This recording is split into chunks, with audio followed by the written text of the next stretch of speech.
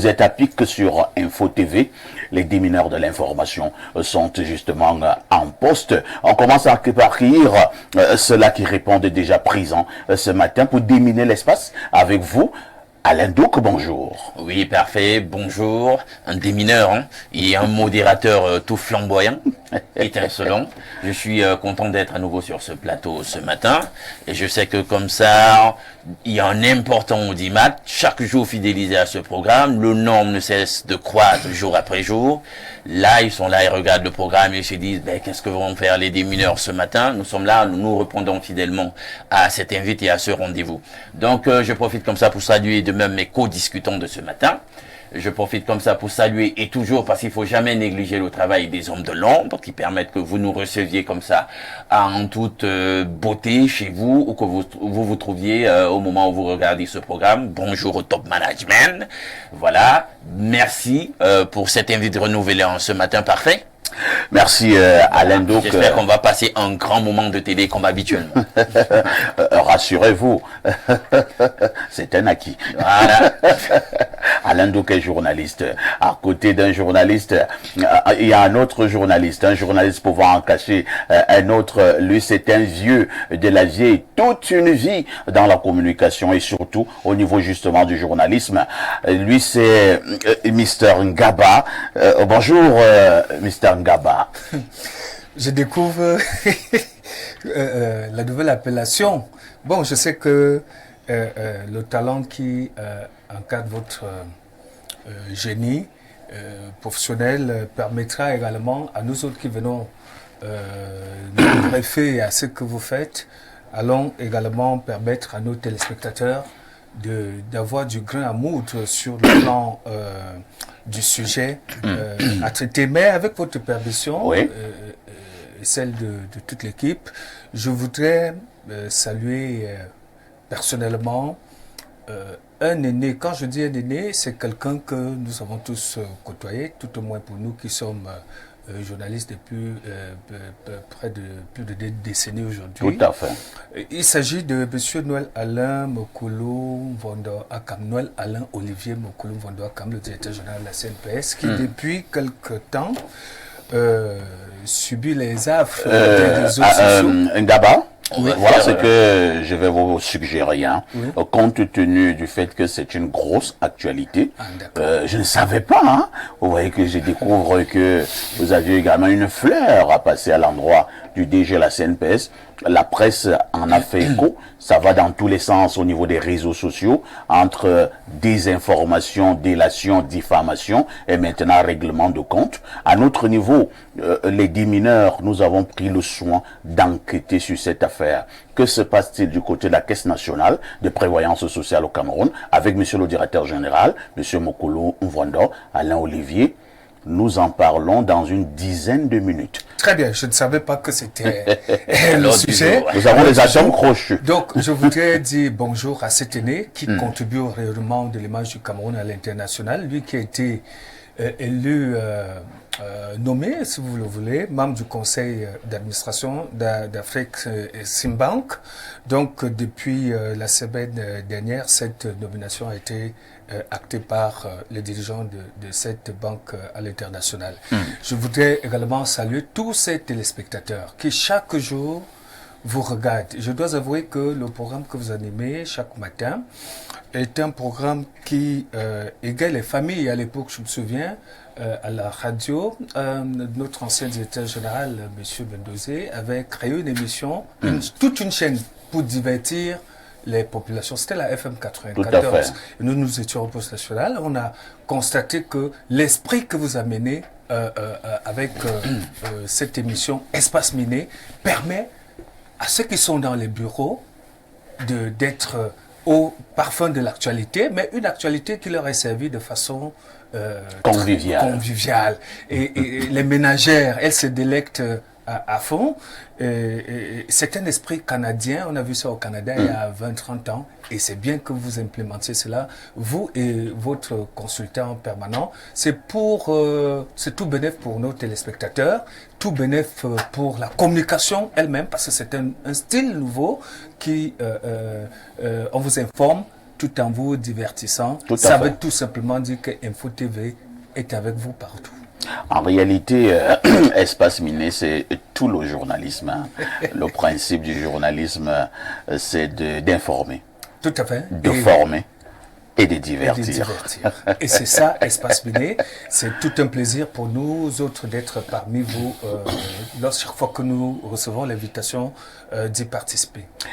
Gilles Brice Ngaba est donc journaliste de notoriété nationale mais également internationale. Il est directeur de publication du très célèbre quotidien baptisé Le Quotidien. En face de Gilles Brice, nous accueillons le consultant de tout temps, mais alors de tous les temps, le seul qui nous restera lorsque je saute cette partie. Il est digne fils de Bomiebel, descendant de Omiobé. Il est resté droit dans ses prises de position. Il est resté fidèle au niveau de la profondeur et la pertinence de ses arguments. Pierre Blériot, Ngemek, bonjour. E Sanja Madiba na bara na owe na boleto binyo ne selemba musango. E Sanja Madiba na wandemo owe na boleto binyo ne selemba musango. Bonjour. Incroyable. Quelle entrée en matière. Blériot, tu ne cesseras de me surprendre. Alors là, à la totale là. Ce que je dis, c'est que vous me demandez de vous donner un panier d'eau. Je vais le prendre pour vous le donner afin que vous me colliez la paix. Un panier d'eau. Depuis quand tu bois de l'eau? Un panier. Un panier. Mais on ne peut pas contenir, on ne peut pas contenir Vous me l'eau demandez dans un panier puisque un panier d'eau. Je vais le trouver où? À l'impossible. Pour vous le donner afin que vous me laissiez en paix. Pierre Blériot, comment tu vas ce matin? Je vais très bien. Ça se voit, j'ai une très belle chemise. Ne fais pas dire les choses de M. Sanga Yamding. Non, non. J'accueille M. Sanga Yamding un jour à l'émission. Il dit bonjour, professeur M. Sanga Yamding. Il dit bonjour, parfait. Il faut dire que ce matin, je suis habillé avec un très beau costume. Non, parfait ici. La chanson, pour ceux qui comprennent la langue, ils ont compris d'un trait de doigt là. Pour les autres, j'ai passé un week-end terrible. Ouais. Je me suis séparé de Parfait ici, je crois il était 2h la nuit. Tout à fait. Donc, nous étions jouer la vie. Bon. Et pendant que nous jouions la vie, j'apprenais par les réseaux sociaux que vraiment, grâce à moi, il a été licencié et bientôt moi-même éjecté. Et nous, on continuait de jouer la vie. Je lui ai dit que, Aïssi, moi, je t'avais dit quand tu m'amenais dans ton affaire. Je t'avais bien dit que les Camerounais sont toc-toc. Il ne faut rien faire pour eux. Tu n'as pas voulu. Tu me dis, non, alors on va... Bon, ok. Tu fais la joie des gens. Et les gens sont heureux d'entendre que tu as mal. encore que et c'est pas seulement à ce niveau, hein, mais moi j'ai suivi. J'ai regardé un truc, quelqu'un qui se dit pasteur au féminin et qui raconte des histoires à dormir debout. Oui, c'est une vieille on se pose bien la question de savoir si Christ se trouve... Non, la Sainte Nitouche dont vous parlez, je la connais. Oui, d'accord. Donc, je connais la Sainte Nitouche. Non, ils ont réveillé ça. Vous l'appelez comment? La Sainte Nitouche. je connais cette Sainte Nitouche. Non, en fait, j'ai vu, on a réveillé tous ces oui, petits moi, trucs. ce que je veux dire à Parfait, c'est que vous m'avez dit cela quand j'étais encore de l'autre côté. L'homme le plus riche, ce n'est pas celui qui a le plus d'argent. C'est celui qui a le plus d'amis. Et des amis, vous en avez. Des ennemis, il y en a également, mais on s'en fout. Lorsque vous faites votre travail en toute objectivité, en toute honnêteté, en toute franchise et de façon professionnelle, tel que c'est le cas actuellement, vraiment, on s'en fout de celui qui vous jette l'eau pimentée, qui vous verse de l'eau pimentée au corps.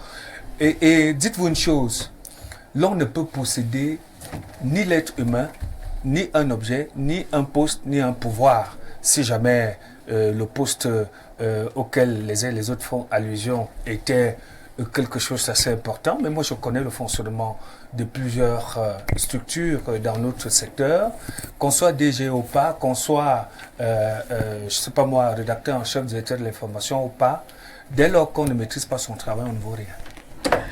Jules Brice Ngaba, lorsque vous me regardez, vous avez l'impression que cette bonne humeur, je fais semblant? Non. Non, Vous avez vraiment l'impression? Non. Non, les gens... non, faire semblant. Non, pas faire, c'était même pas mon objectif, hein, parce que je reçois, Jules, je le dis comme ça, ça c'est pour nos vrais téléspectateurs. Bien sûr. Eux, ils ont besoin de réconfort. Il y en a même Tout qui à m'ont fait. dit, eux, ils ont besoin de ça. Mais d'accord. je vais leur dire une chose pour sortir sur ce sujet. Il faut suivre les hommes sur leurs traces. Très bien. Quand nous marchons, nous laissons des traces. Il ne faut pas oublier les premiers propos de quelqu'un. Je me rappelle bien que c'est sur leur insistance que finalement Parfait m'a obligé à avoir 5 jours ici. Tout à fait. Est-ce que pour ceux qui ont un peu d'esprit ne peuvent pas comprendre ce que ça signifie? Que moi je ne suis attaché à rien? Pourquoi? Alors, je vais continuer pour d'autres encore qui sont dans des croyances. Je vous avais laissé un peu en paix. La sainteté nous touche. Je vais vous toucher désormais parce que vous dites que vous avez eu ma tête. Voilà. Et j'avais dit à un collègue... Vous voyez donc ce que ça produit? Et Et quelqu'un me disait un jour, tu sais, Parfait, tu gagnerais à m'avoir comme collaborateur que de m'avoir comme adversaire. Ça, c'est Ouais, clair. parce que le gars me disait que j'ai une capacité de nuisance très forte. quelque- Donc maintenant, nous avons tout fait pour dire que non, on calme la situation, on calme la Et je crois situation, que ce quelqu'un- on calme la situation, mais j'ai peur que si nous disons maintenant que nous nous remettons le pied sur l'accélérateur, on verra qui a le plus à gagner ni à perdre. Voilà. On verra, hein. Maintenant, Pierre Bleury est en train de dire, bon, ok, quand vous dites que vous avez eu ma tête, bon, on va donc voir. Donc, j'avais un collègue. J'avais un collègue. J'étais chef du personnel d'un groupe. Et cumulativement, on m'a nommé secrétaire général adjoint d'un institut supérieur. Alors, ce collègue rencontre un autre collègue. Le collègue lui dit, ben, tu as suivi la bonne nouvelle pour Blériot? Et le deuxième collègue lui dit, quand le nomme même PDG, j'aurai sa tête. Le premier est venu me voir. Il me l'a dit, il m'a dit, tel a dit que quand on nomme même PDG, il aura ta tête. Et je lui ai dit, va lui dire ceci. Ma tête n'est pas difficile à avoir. Sauf que si on te fait porter ma tête, tu vas la traîner entre tes mains, tu ne pourras pas t'en séparer. Merci Pierre Blériot. On va vous repasser la parole cette fois-ci pour la sagesse de ce lundi matin. Alors, la sagesse de ce lundi matin dit, toute condamnation véritable est dans le cœur et non dans la rumeur. On peut reprendre? Toute condamnation véritable est dans le cœur et non dans la rumeur. Ça veut dire quoi? Si votre cœur ne vous condamne point, soyez en paix. Si votre cœur ne vous condamne pas, soyez en paix. Les sujets ont été proposés, le débat a été constitué. À tout de suite pour la mort de l'audience en télévision. Qui dit mieux?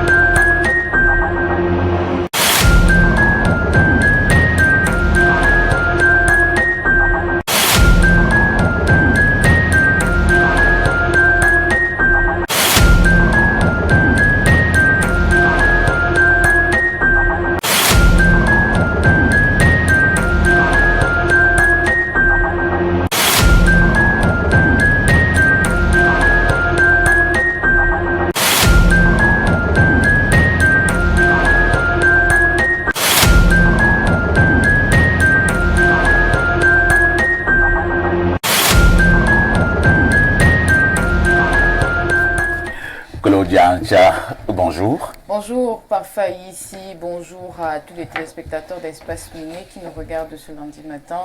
Bonjour aussi à tes panélistes aujourd'hui. Vous avez laissé tomber les rastas depuis un certain temps. Oui, c'est une greffe et je l'adore un tout petit peu. Elle n'est plus derrière. Je sais que vous l'aimez. Vous n'avez pas demandé mon autorisation. Peut-être que c'est ces rastas qui me faisaient encore rester sur... Ah, donc je ne devais même pas enlever les rastas? Ouais, j'aimais quand tu les mettais par devant. Maintenant, par moment, c'est bien par derrière. Par moment. Ça dépend des circonstances et des moments. Ok. Et des fois, il faut attacher. J'ai comme l'impression que je vais perdre mon mariage. Il faut attacher les rastas. Ah bon, hein? Il faut les attacher. Et c'est bien lorsqu'ils sont un peu plus longs. Qu'est-ce qu'on dit? Un rasta ou bien une rasta? Un rasta. Un rasta. Voilà, quand ils sont un peu plus longs, si tu vois un peu, ça permet un meilleur équilibre à certains moments. D'accord. Claudia Ncha, c'est la très étincelante. Elle nous retrouve tous les matins pour une balade en kiosque. Claudia, que disent les journaux?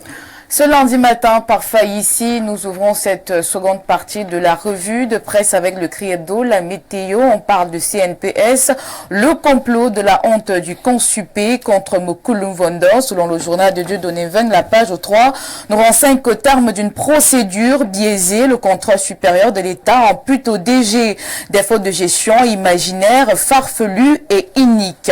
Régime Zelenkaf, le quotidien Info Matin nous informe ce lundi que le Cameroun exporte sa première cargaison par conteneur. Luc Magloire Bagatangana, représentant le Premier ministre Joseph Dione Ngouté, préside la cérémonie inaugurale de mise en route le 5 juillet au port autonome de Douala. L'avenir est aussi au parfum de cette actualité et s'intéresse à la zone de libre-échange continentale africaine. Luc Magloire Bagatangana lance la première exportation camerounaise. Changeant de cap avec Cameroun Tribune qui ouvre le bal des députés à l'Assemblée nationale. Prorogation de mandat en vue, apprend-on du journal à Capitaux Public ce matin. Et parlant des mandats des députés, la nouvelle nous informe ce lundi que cette prorogation va mettre Maurice Kamto hors jeu et le Minat pour la Tanguindi avait vu juste. Prorogation des mandats des députés sans détour nous fait savoir ce 8 juillet que les petits calculs de l'opposition sont dans l'eau. Voici à présent les législatives et municipales avec la nouvelle expression Nietzsche dénonce la tromperie du régime en page 4. Et puis, positionnement et leadership politique à l'Est, le Zénith en kiosque ce premier jour de la semaine rend compte des tirs à boulet rouge. Entre-temps, en dépit des tourbillons, la présidentielle 2025 est à la une du journal Le Quotidien. Paul Biya est le candidat naturel d'Union Infomo. Le calendrier électoral semble d'en charger. Le quotidien Mutation fait des calculs rapides en page 7 ce matin. Et c'est pas fini avec la politique. Le Témoin revient sur l'affaire PCRN. Robert Kona, l'honorable Cabral Libi, reconnu unique président le 4 juillet dernier par le tribunal de première instance de Kaélé. Et nous voici dans le gouvernement à la fille du journal Repère. Ce lundi, des visages d'après Régine Touna. Il s'agit de l'armée des bras cassés de Paul Biya. Lisons à présent le Messager qui s'intéresse au scandale Glencore. La panique dans le céréal à lire en page 3. À retrouver également en kiosque ce lundi, la voix des jeunes FSPI, Transition écologique. Le comité de pilotage s'est réuni à Yaoundé le 4 juillet dernier. Les du Sahel ne manquent pas à l'appel ce premier jour de la semaine. Guy Bagatama fait le bilan de la Sodécoton. Pour l'année 2023, la société réalise un bénéfice de 3,3 milliards de francs CFA. Économie et finances avec Ecomatin, trafic des faux billets, Yvonne Sana Bangui, la gamme des billets de 2022 est infalsifiable. Poursuivons avec l'économie quotidien qui fait une évaluation de la pauvreté. Le taux demeure élevé dans les pays de la zone SEMAC. Les raisons sont à lire en page 7. Et je clôture cette tournée en kiosque ce lundi avec Le Jour. Aman Mana écrit à la fille du président, éditorial du 8 juillet 2024. Lettre à Brenda Biya à découvrir dans ce journal. Merci Claudia pour toutes ces informations parues en kiosque au Cameroun. Vous ne partez pas, comme d'habitude, vous nous donnez le fait saillant de l'actualité qui retiendra notre attention ce soir au 19h et au 20h. Alors, parfois, ici, la rédaction centrale va s'intéresser de plus près à cette macabre affaire qui s'est déroulée à Eboalsi, un village situé dans la localité d'Hawaï. D'après les informations qui circulent depuis peu sur les réseaux sociaux, 4 enfants seraient décédés jeudi dernier après avoir consommé du couscous maïs. Nous serons sur le terrain ce matin pour démêler le vrai du faux. Si le couscous maïs se tuait, tous mes amis du Mbam seraient déjà morts. Ah bon? Bon, Ça, c'est sûr, Ça, c'est sûr. Parce que c'est l'une de leurs nourritures préférées. L'un de leurs plats préférés. Ils appellent ça là, de ce côté, c'est le Kepenkebaz. Kepenkebaz. Ils seraient à tous morts. Bon, peut-être on a mis quelque chose dans ce j'ai repas. terminé l'enquête qu'on a eu à mettre quelque chose dans cette affaire. Ça, c'est Ouais, Eboalsi. Eboalsi. Et Boalsi, voilà. Que signifie Eboalsi? Eboalsi. La terre pourrie. Je vous en prie, ne faites pas ce genre d'analyse. Les noms ont des significations. Bien sûr, mais il faut pas, je sais pas, mettre ça en Quand relation on donne le nom avec ce qui s'est passé. Non, Claudia, prenons Eboalsi. prenons le cas d'une fille Oui. à qui l'on donne le nom dès la naissance, à Kabzuru. Vous voyez un peu? Ou bien Abina. Voilà. Regardez comment quand cette fille va grandir, vous allez voir, il y aura un parallèle entre son comportement et son nom. Moi, je connais une fille qui s'appelle Akabzout, mais qui ne ne partage pas. Non, tu Mais n'as qui ne pas partage observé. Non, je dis elle ne partage Quand pas. on donne le nom à une fille, Ebamba. Est-ce que c'est normal? Ebamba Marie-Thérèse. Alors, Le prénom là. Ah, d'accord. c'est ma belle-mère. Parfait, tu viens de taper très fort. Hein? Oui, parfait. Tout en te souhaitant une excellente journée. Oui. Nous nous disons à demain 10h. À demain 10h, bonne suite d'émission. Merci beaucoup. Chose promise, chose due. Nous l'avons dit tout à l'heure que nous devons marquer un arrêt important, un arrêt significatif pour savoir et pour comprendre ce qui se passe du côté de la Caisse nationale de la prévoyance sociale au Cameroun, en abrégé CNPS, avec son directeur général Alain Olivier Mokoulou Mvondo. Tout est parti, si mes enquêtes sont fiables, d'une expédition entre guillemets du CONSUP. Il s'agit donc du contrôle supérieur de l'État du côté de la CNPS. Du coup, c'est allé dans tous les sens. La météo du très grand frère Dieudonné Vent, parution de ce matin, nous fait comprendre qu'il s'agit d'un complot. Mais alors quel complot? Le complot de la honte du CONSUP contre Mokoulou Mvondo. Je vais d'abord passer la parole à Gilles Brice Ngaba, qui était pressé ce matin lorsque je l'ai accueilli, à donner un certain nombre d'informations concernant la CNPS. Gilles Brice, on vous connaît comme étant un journaliste d'investigation et qui a eu le mérite de temps en temps à produire des enquêtes fiables et incontestées et incontestables. De manière générale, quel est votre regard sur la situation actuelle de la CNPS avec son directeur général? Je voudrais d'abord, pour la gouverne de nos téléspectateurs, faire part de ce que la Caisse nationale de prévoyance sociale, actuellement, est l'une des meilleures, tout au moins l'une des entreprises publiques, parapubliques et autres, qu'importe la spécificité, qui se porte mieux dans ce pays et dont le rayonnement sur le plan national s'est exporté. Il y a quelques années encore, une forte délégation de Burkinabé est arrivée ici pour s'inspirer de l'expertise de la CNPS afin de pouvoir implémenter cela. Et des cas comme cela au niveau de la CIPRES sont légion.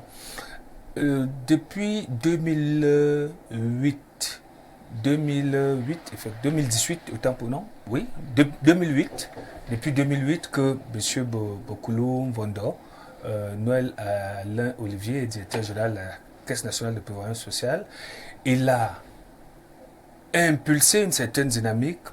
D'abord, il y a eu un toilettage. Vous savez, c'est une structure qui avait trop de faux diplômés. Tout à fait. Et le monsieur, pour avoir été au contrôle supérieur de l'État, vous savez, c'est un inspecteur d'État aussi. Tout à fait. Et la rigueur qui le caractérise a donc toiletté tous les faux diplômés là. Ont été licenciés. D'ailleurs, je ne sais pas, il y a eu des poursuites judiciaires pour certains parmi ces faux diplômés.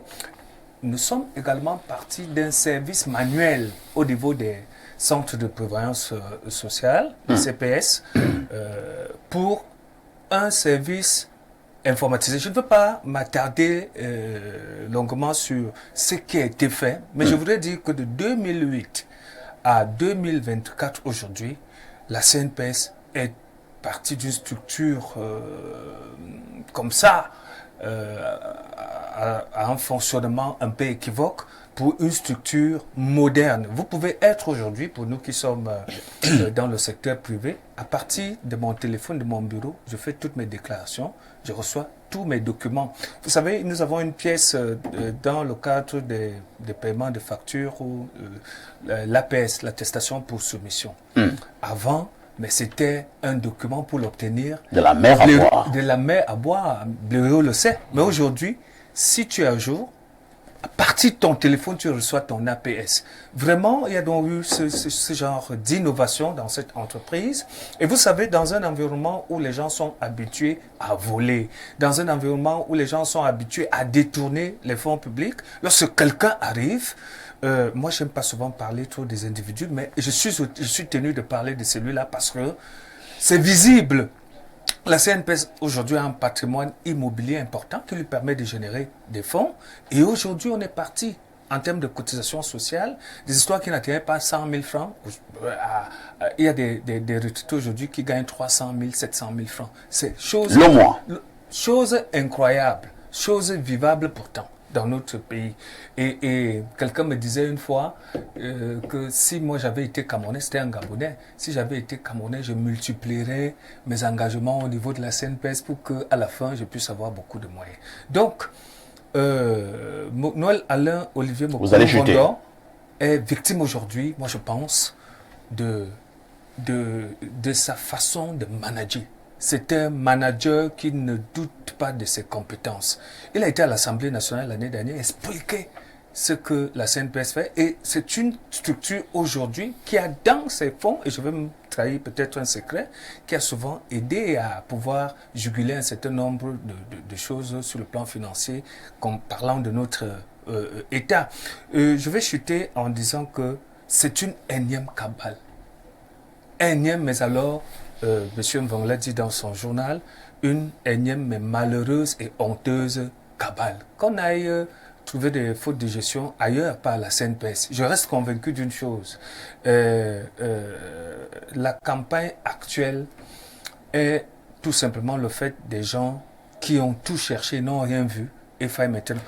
Et sur le plan personnel et individuel... Vous allez chuter par là, je le presse. Sur le plan personnel et individuel, vous savez qu'il y a des directeurs généraux ici qui ont des maisons à Paris, des maisons en France, des maisons partout. Vous avez, en introduisant tout à l'heure, vous avez dit que j'ai investigué. Effectivement, quand vous arrivez à 100 000, si on vous montre la maison de Mokoulou Mvondo Kam, une maison modeste. Hein? Très modeste. Je ne sais pas s'il a mis déjà la peinture, la dernière couche de peinture à l'extérieur. Pour quelqu'un qui occupe un poste comme celui-là, vraiment, et même à Odjaou, à Bastos, vous allez constater que le monsieur est d'une humilité à nul autre pareil. Et ça se ressent même d'ailleurs, même dans son quotidien, dans sa façon de vivre.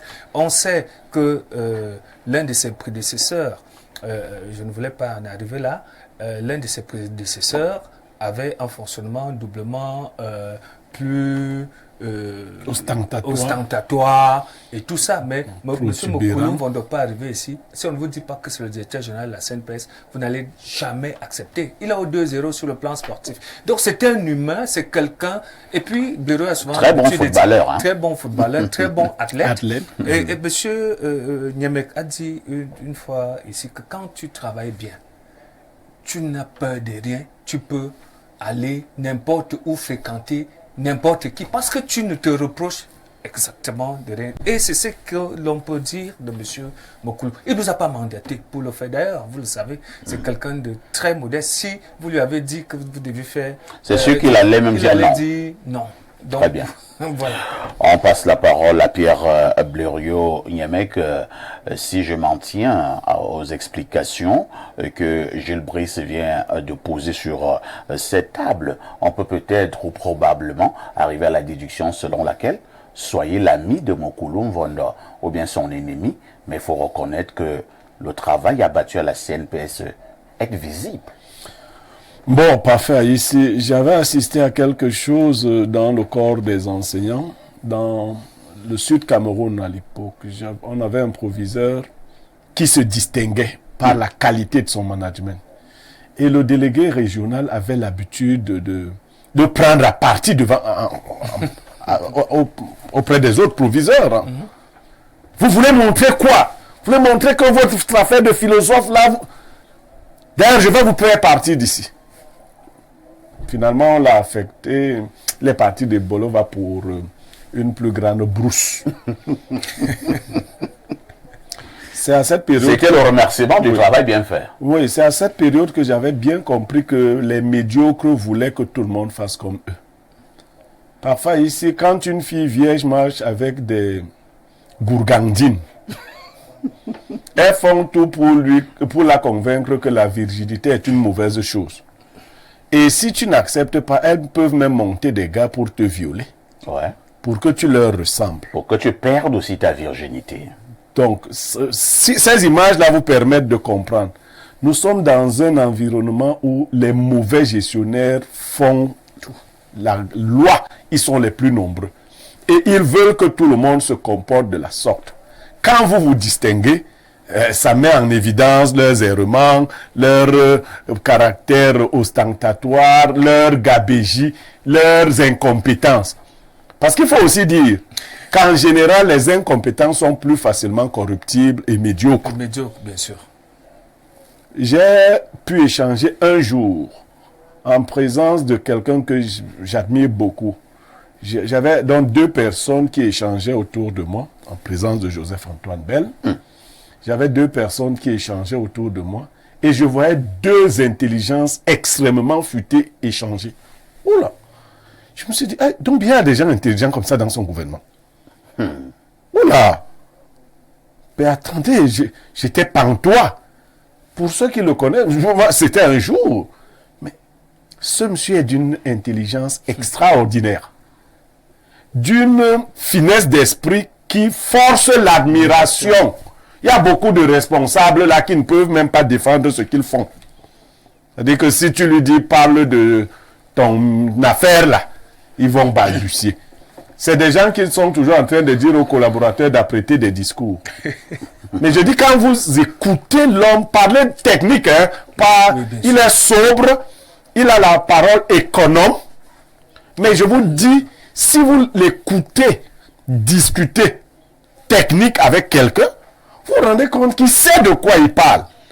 Et c'est important pour les hauts commis de l'État. On ne va pas toujours aller piocher les gens parce que tu as fait voter bien à tel endroit et tout. Non. Non, on a besoin de technocrates à certains postes pour relever le pays. On n'a même pas besoin que tu fasses des campagnes, il faut voter tel. Je crois que même pour les temps qui nous restent à vivre avec le régime, Paul Biya, fais en sorte qu'on retienne de toi qui a eu la prospérité. Mets de côté les flagorneurs, les gens qui ne font que... Ils te mentent. Ils te mentent. Moi, le peuple de... La CNPS, mon vieux était membre de la CNPS.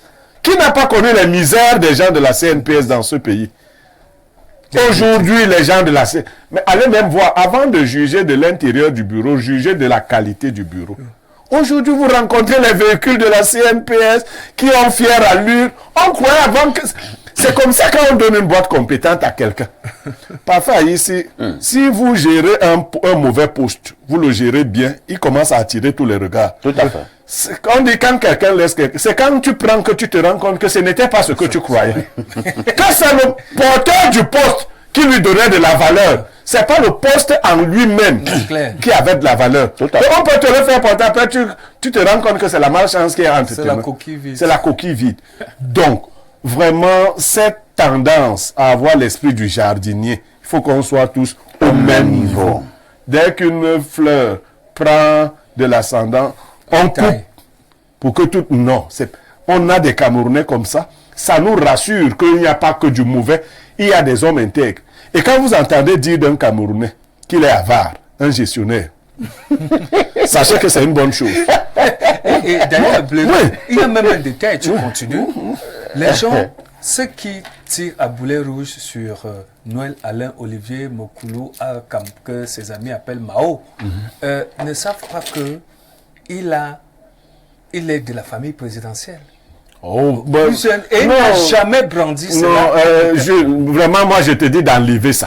Tu vois, non, tu es mon frère. Tu sais pourquoi je le dis? Non, moi, j'ai dit d'enlever. Certains auraient utilisé cela pour écraser les autres. Non, je dis d'enlever cela. Il y a des gens de la famille présidentielle qui sont des vauriens. Oui, il y a des vauriens là-bas. Et puis, ne m'amène pas à parler des actualités que les gens disent éviter. Ça va. Veux que je... Non, n'en parle pas. Mais je voulais juste... Non, quand on a quelqu'un qui est talentueux, vous savez, je conclus par... Ouais, Pierre Blaireau. Quand vous êtes enfant, c'est votre père qui... Vous vous vantez du nom de votre père. Quand vous devenez adulte, c'est votre père qui doit se vanter de votre nom. C'est la preuve que vous avez réussi. Hier, tu disais, je suis le fils de toi. Ok. Aujourd'hui, et toi, dois dire, je suis le père d'Aïssi. Ça montre que ton fils a réussi. Si tu es toujours obligé de dire que je suis le fils de tel, ça veut dire que tu n'as pas réussi. Et aujourd'hui, Paul peut être fier d'avoir. Merci bien. On va passer la parole à Alain Douk. Alain Douk, est-ce qu'il faut dire finalement que pour le cas du Cameroun, nous nous sommes résolus à combattre les intelligences, à combattre les compétences. Est-ce que nous allons forger un État en éliminant de manière systématique ceux qui font bien leur travail? Nous allons parler de la construction d'un État tout à l'heure. Est-ce que c'est sérieux lorsqu'un monsieur se démarque au niveau de la société par la qualité de son travail? On commence des complots, on commence ceci pour le voir tomber. On va fouiller dans sa vie privée et tout ça. Vous savez, je dois dire, avec beaucoup de regrets, de douleur, que c'est effectivement ce qui ressort lorsqu'on vit dans un système qui fonctionne comme une mafia et où la médiocratie est exaltée et établie. Ce matin, je parle de quelqu'un qui, sur le plan du prénom, est un homonyme. C'est un Alain. Ah, d'accord. Et la plupart du temps... Il a beaucoup de noms. Hein. Oui, je sais, je m'en tiens à ce prénom que nous avons en commun. Les Alains, la plupart du temps, sont des gens perspicaces. Soit prénom, toi non. Des gens perspicaces. Donc les Alains sont des gars... Non, très intelligents. La plupart du temps, je ne dis pas qu'il n'y a pas des Alains. Enfin, comme toi, hein. Oui. Les Alains sont souvent très intelligents. Comme toi. Et animés dans certains sens de la justice. Allez regarder dans l'étymologie du prénom en question, vous vous rendrez compte. Donc tu es intelligent et animé d'un certain sens de la justice. tu penses au contraire? Il parle que tu es idiot. Ça n'est pas la modestie qui t'étouffe, hein? Je sais que tu penses au contraire, puisque toi-même tu me parles de mon intelligence. D'accord. Très bien. Vas-y. Vous savez, la boîte en question, il y a peu... dans certains commentaires, on l'a taxé d'être en réalité la boîte d'une certaine ethnie. Tout le monde y entrait, c'était des gens tout petit peu cafrins, tu as évoqué la problématique des faux diplômes, et il y avait cette tribalisation. Je ne sais pas si sous Alain, ça a été encore le cas, où il a assaini cela, mais toujours est-il que, même si vous n'aimez pas le lièvre, il faut reconnaître qu'il sait courir. Et chaque année, lorsque l'institution étatique qui doit faire le classement des entreprises qui marchent qui sont rentables au Cameroun, fait son classement, l'institution en question, la Caisse nationale de prévoyance sociale, se distingue. Elle est liquide, elle est même voire Surliquide. au point d'emprunter à certains moments, Eleni Ngaba tout à l'heure à côté le disait, à l'État. Donc, ça marche d'une manière ou d'une autre. C'est-à-dire qu'on a beau, sur le plan de la subjectivité, ne pas aimer un homme, on doit reconnaître les résultats. Ça marche. Et ça marche pendant qu'il est là. Mais nous, donc, je te prends... Non, là, tu as trop parlé. Je te prends 30 secondes pour dire que à Yaoundé, il y a un célèbre immeuble qui a eu un nom de baptême. L'immeuble de la mort. Ce monsieur a mis près de 20 milliards de francs CFA. On l'a Pour achever l'immeuble de la Attends, Alain Dour n'était pas né, c'est pour cela qu'il est content. Non, comment je ne connais pas l'immeuble de la mort? Pas connaître l'immeuble. Cet immeuble était devenu l'objet de toutes les railleries. Oui. Des railleries. On enlevait des femmes là-bas qui faisaient un an. Oui, oui. C'était en plein centre-ville, en C'était face. un véritable problème de sécurité publique. Voilà. J'étais plus jeune, mais je savais Voilà, déjà. nous L'immeuble de la mort, il y avait tout son cet message. immeuble Il faut donc dire aux Camerounais que c'est Alain Jean Mekoulou qui règle le problème. Noël Alain Olivier Mokouloum Vondor Akam qui a réglé le problème Voilà. avec les moyens de la Caisse nationale de prévoyance sociale qu'il a Bien, pu il a mobiliser. rentabilisé, Et d'autant aujourd'hui, plus. vous appelez cet immeuble émergence. Voilà. Et c'est pourquoi même il a réhabilité cet immeuble. On a mis de côté au niveau du ministère des Domaines, du Cadastre et des Affaires foncières. Je préfère ne pas continuer. Je vais donc revenir. Vous reprenez la Voilà parole. l'immeuble en Ceci. question. Oui, on l'a vu.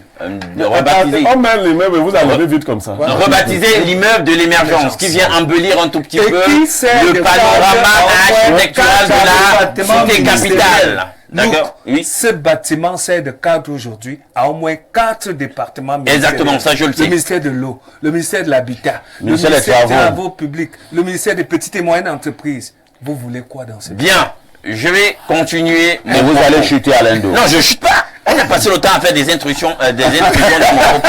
Et tu me demandes de Toi, chuter. c'est ton homonyme, donc tu n'as qu'à aller le voir. Bien, vous rappelez, non, je sais pas vous rappeler, je veux rappeler ceci. Ce que nous voyons dans le cadre de cette affaire, instrumentalisée déjà par le compte UP, c'est une histoire qui n'est pas nouvelle. Vous savez, depuis l'Empire romain, Oui.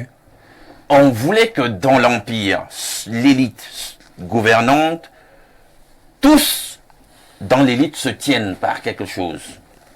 C'est-à-dire que personne dans l'élite ne devait être propre. Ouais. Au point de dire que, bah écoutez, dans le système, moi, je n'ai rien à me reprocher, j'ai le cul propre, patati patata, pendant que tout le monde était compromis dans quelque à chose. fait. Donc, on voulait, à l'époque, en tout cas, c'était leur façon de mener la politique. Il fallait que tout le monde soit tenu par quelque chose. Il fallait qu'un dossier sale tienne quelqu'un. Qu'il y ait une salissure, une éclaboussure quand même, qui compromette la vie d'un homme politique. Parce qu'on devait toujours avoir un moyen de pression, un moyen de chantage sur tout le monde. J'espère donc que de ce fonctionnement antique de la politique, il n'y a pas eu une espèce d'adoption de cette façon de voir la politique au niveau du Cameroun, au point où il y a quelqu'un, finalement, qui essaye, dans la mesure de ses potentialités, des possibilités, de mener la charge qui lui a été confiée sans se compromettre.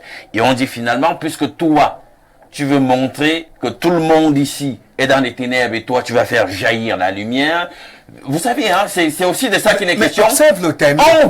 On va donc éteindre votre lumière.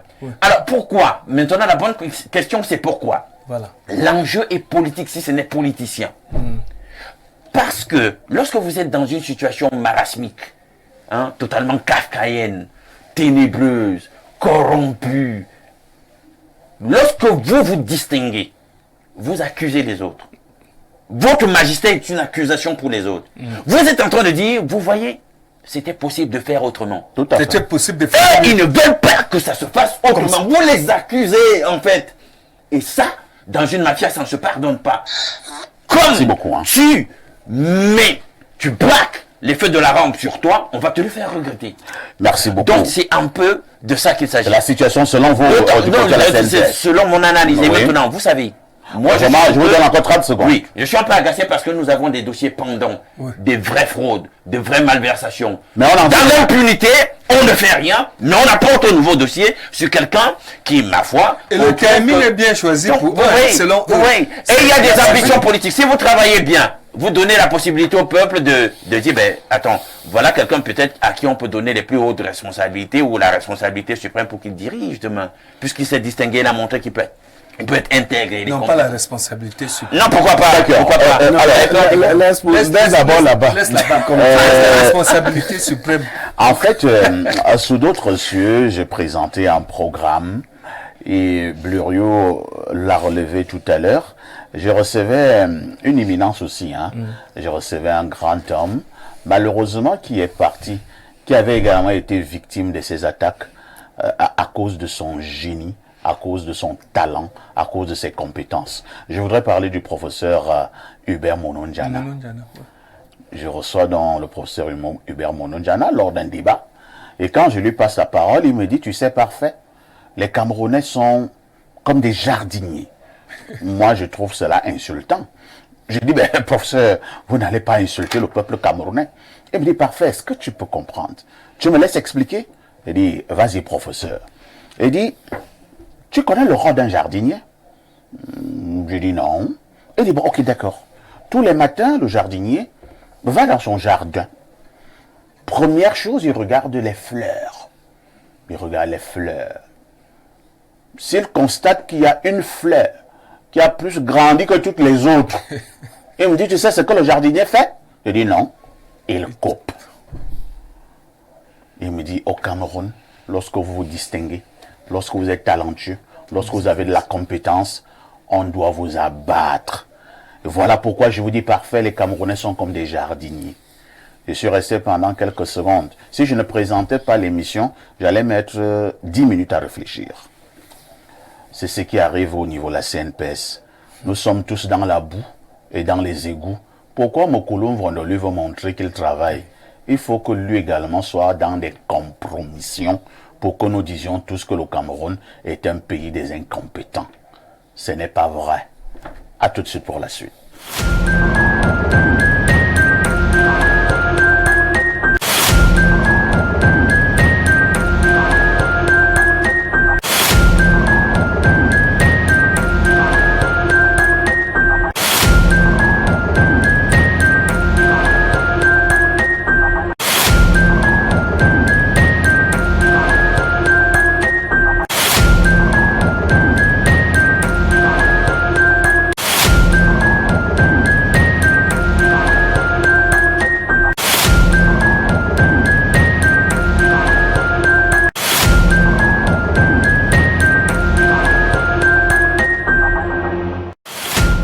Bon retour sur ce plateau d'Espace Miné. Avant de prendre la dénonciation proprement dite, nous vous reparlons de nos pages Facebook. Hein.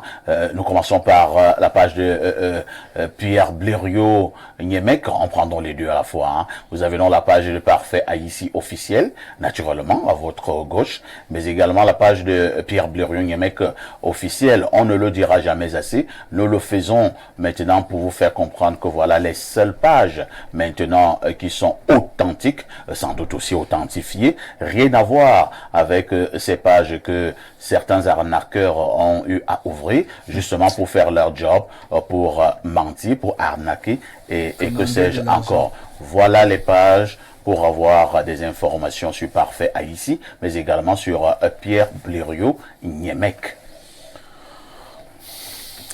Pierre Blériot, on vous repasse justement la parole pour la dénonciation. Parfait. Ici, la dénonciation de ce matin est un peu triste. Le monsieur qui est venu me voir me pose un problème de conscience et un problème de fraternité. Son cousin est allé en prison il y a une dizaine d'années. Et il était très proche à son cousin. Ils étaient plus que des frères. Vous savez, dans les familles, nous avons ce genre de relation, deux cousins qui s'entendent plutôt très bien. Et celui qui est resté s'est mis à aider la famille de celui qui est allé en prison. Les enfants, la femme. Ensuite, des mauvaises langues ont commencé à raconter qu'il allait avec la femme de son cousin. Il voyait venir. Alors, il a commencé à prendre ses distances vis-à-vis de son cousin. Sauf qu'une fois, il est allé rendre visite à son cousin. En prison. En prison, et son cousin lui a dit, je suis au courant de ce que les gens racontent. Oh là là. S'il te plaît, n'abandonne pas ma famille au motif qu'on te soupçonne. Je te connais. Alors, il a décidé de le faire désormais par l'entremise de sa propre femme à lui. C'est aider la famille de son frère. Il a continué de le faire. Son cousin est sorti de prison il y a quelque temps. Sauf que, entre-temps, lui-même a eu des problèmes avec son épouse. Et son épouse a décidé de briser la grande fraternité et la grande amitié entre son cousin et lui. Elle est allée raconter à celui qui était en prison et à d'autres personnes, fabriquant des pseudo-preuves, que le cousin entretenait des relations avec la dame.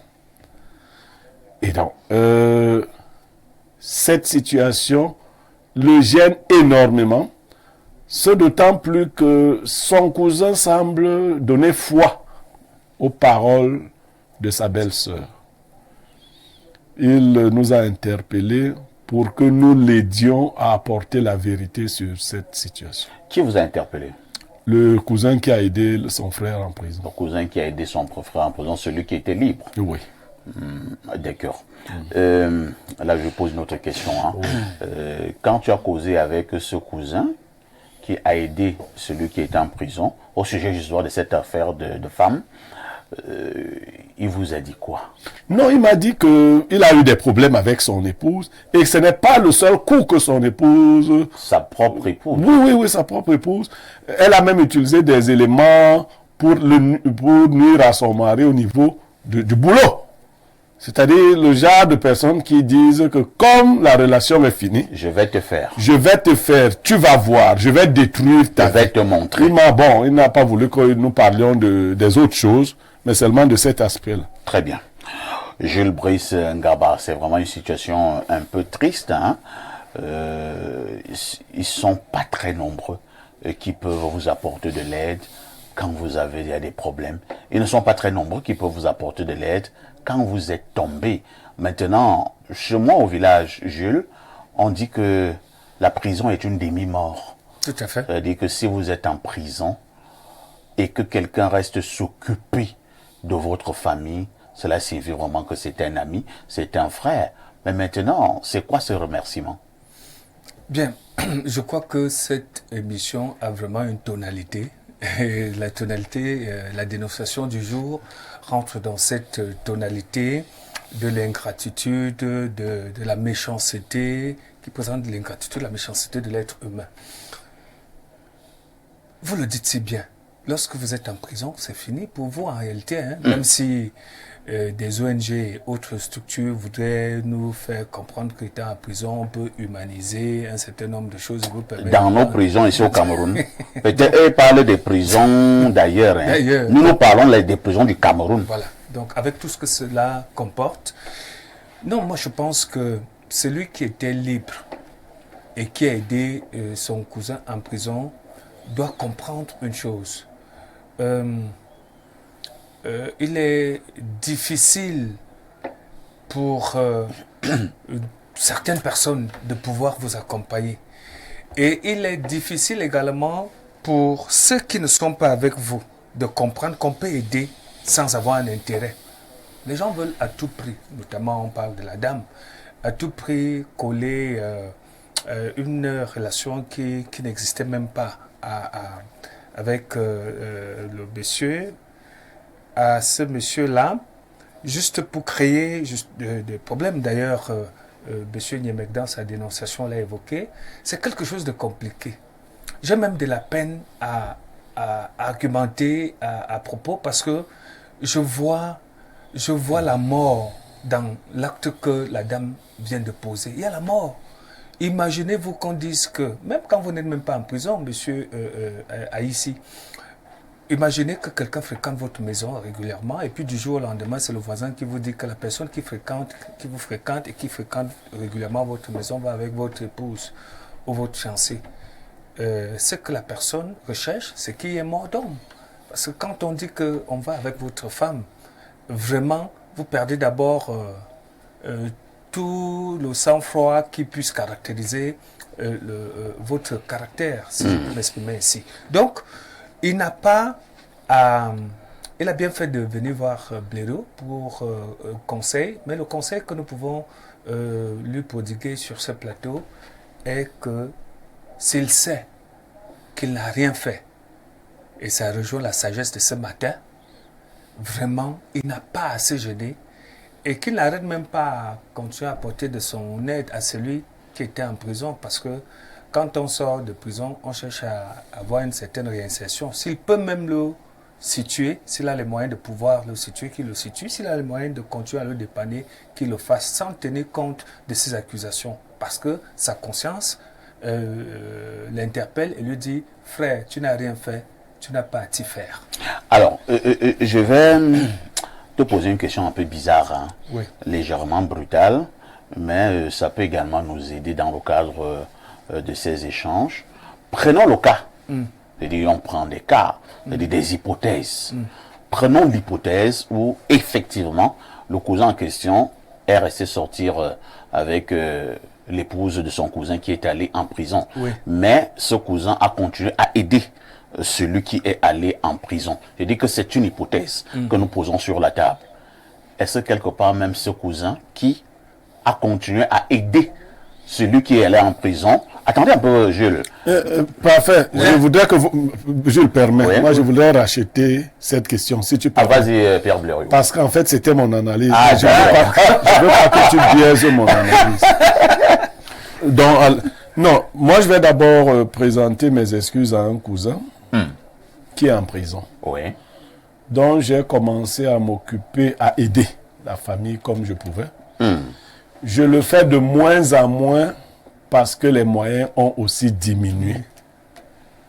Et je veux lui faire savoir que, même si dans notre cas aussi, j'avais commencé à entendre de telles choses, qu'il soit rassuré. Ce n'est pas les pensées des autres qui ont fait diminuer mon action. C'est ma situation propre, parce que ce n'est pas évident lorsqu'il faut... Voilà. C'est pas évident. Maintenant, je reviens à votre question, qui est insidieuse, mais je ne voulais pas que je biaise notre analyse. Moi, je veux m'adresser au cousin qui était en prison. Là, c'est des questions de sagesse africaine. Je ne sais pas comment les Occidentaux y font. Au cas où même ce cousin serait allé avec ta femme, tu crois qu'il a commis un crime? Parce que c'est la fin du monde. Non, parce qu'effectivement, ce n'est pas des choses que nous disons clairement aux gens. Tu penses que vraiment c'est la fin du monde? Est-ce que c'est vraiment parce qu'il est allé avec ta femme qu'il a aidé les femmes? Que le cercle fermé de ta femme coûte combien pour que ça... que 10 ans durant, il ait payé les études? Non, ce n'est pas ça. Quand les humains restent ensemble, ils peuvent se développer des sentiments particuliers. Il a fait plus de 10 ans de prison, il faut le dire. Peut-être Et le monsieur s'en occupait. Alors, bon, à lui qui est sorti de prison, ta femme ne devait pas faire l'amour pendant 10 ans, c'est ça? Non, vraiment, ta femme ne devait pas faire l'amour pendant 10 ans. C'est comme ça? Non, il y a des choses qu'il faut mettre en bas et prendre de la hauteur. Ça, c'est une petite chose. C'est celui qui était en prison là, qui doit monter de l'élévation. Parce que si ce cousin était méchant, tu serais même mort en prison. Il serait même resté définitivement. Et puis, si c'est une affaire d'aimer ta femme. N'importe qui pouvait même aller avec ta femme. Ton souci quand tu étais en prison, c'était de voir qui va avec ta femme. C'est ça notre problème des hommes. Mais quand on n'est pas en prison, on ne pleure pas une seule chose. Au lieu de pleurer la prison, lui il pleure que ma femme. Pardon. Non, vraiment, retrouvez votre fraternité. Ce d'autant plus que cela ne s'est même pas produit. Merci Yann. Alain, donc deux cousins qui sont donc maintenant dans des tiraillements, deux cousins qui s'aimaient pourtant très bien, mais à cause, nous allons le dire, du commérage de ce qu'on dit le grand du racontage. Au Cameroun, on dit le Congossa, le Karambani, on dit encore quoi là? Le Tchotchori. Et on dit encore quoi là? Pour parler le fougou, le minalmi. À cause de tout cela, deux cousins se regardent maintenant presque en chien de faïence. Vous savez, une bonne réputation vaut mieux que le plus grand, le plus coûteux, le plus onéreux des parfums. Donc, les hommes devraient se battre pour défendre leur réputation. Je veux croire que le monsieur qui nous fait cette dénonciation ce matin a à cœur, en réalité, de défendre sa réputation, qu'il est un homme d'honneur. Vous savez, et lorsqu'on a la particularité et la bénédiction d'être un homme d'honneur, on vit selon des codes d'honneur. Et vous savez, il n'y a pas plus grande manifestation d'irrespect à un homme que d'aller avec sa femme. Ça, il faut qu'on se le dise. Je ne vais pas vous suivre sur la voie de... non, machin truc, s'il a couché, non. Quand on respecte quelqu'un, n'allez pas avec sa femme. Vous allez avec sa femme, vous l'avez déshonoré. Et je sais que il y a une panoplie de femmes. Si tu as un frère qui ne peut pas enceinte, je ne suis pas intervenu dans ton non, si tu as je peux pas.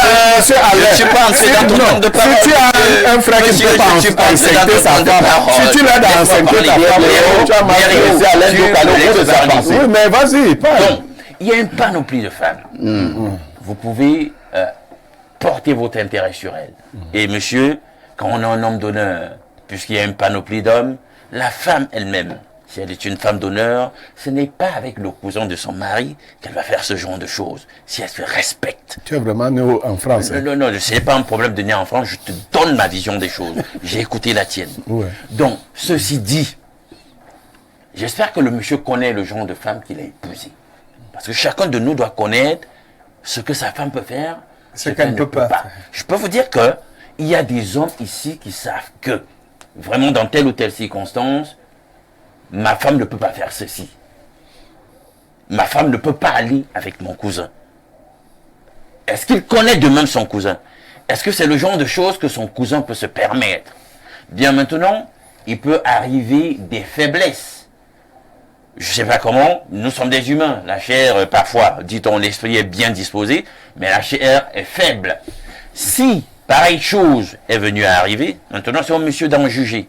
Parce que je ne veux pas qu'on utilise notamment aussi cette plateforme pour être, je ne sais pas moi, le médium de communication pour essayer de se blanchir dans une histoire où on est coupable. Donc du coup, s'il sait qu'il ne s'est rien passé, il a la conscience tranquille. C'est notre conscience qui est le plus grand des tribunaux. Des tribunaux, je veux dire. Donc si c'est qu'il n'a rien fait, qu'il reste tranquille. La vérité, disait un auteur du 19e siècle, nommé Carlyle, on finira toujours, vous savez, vous allez toujours l'écraser, mais elle finira par se redresser, disait Carlyle. La vérité écrasée là, mais elle finit toujours par se redresser. Donc s'il n'a rien fait, qu'il ait la conscience tranquille, la vérité se rétablira à ce sujet et les relations seront normalisées avec son cousin et il aura toute la gratitude, tous les honneurs qui vont avec la grandeur des actions qu'il a menées pendant que son cousin était détenu. Donc, pour moi, c'est tout ce que je peux dire sur le sujet. Je voudrais poser une question à Alain Douk. Je ne suis pas modérateur. Alain Douk, vraiment, le cas échéant, s'il a fait quelque chose, qu'est-ce qui va se passer? Je ne suis pas le cousin, moi, qui était détenu.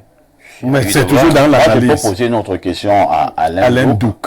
C'est vrai que nous ne sommes pas là pour assaillir, pour acculer Alain. Non, c'est un grand garçon. Alain Douk est un grand garçon. Libre d'avoir son opinion, mais nous sommes seulement dans un débat, nous voulons bien comprendre. Moi, je suis encore sur ma question.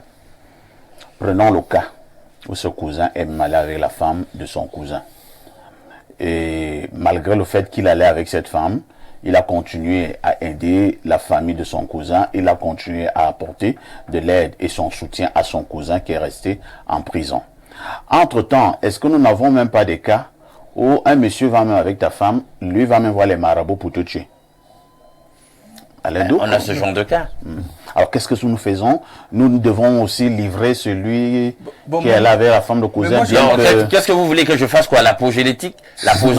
L'apologétique de... Non, qu'il soit allé avec son... Non, pas du tout. En fait, parfait. Oui, Gilles. Moi, je voudrais, c'est vrai que je n'avais pas encore répondu à cette préoccupation. Je voudrais dire quand même que je peux partager l'assertion de Alain Nouk à un niveau. C'est pas parce que tu disposes des moyens que tu m'apportes une assistance au niveau de la prison et même au niveau de ma famille que tu iras avec mon épouse. Non.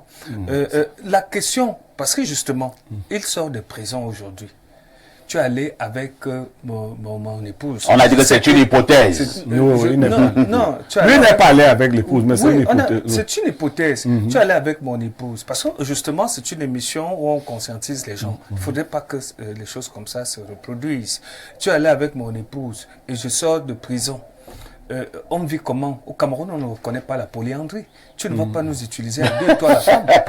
Donc, je fais comment en ce moment-là, Blériot? Toi qui penses que nous pouvons...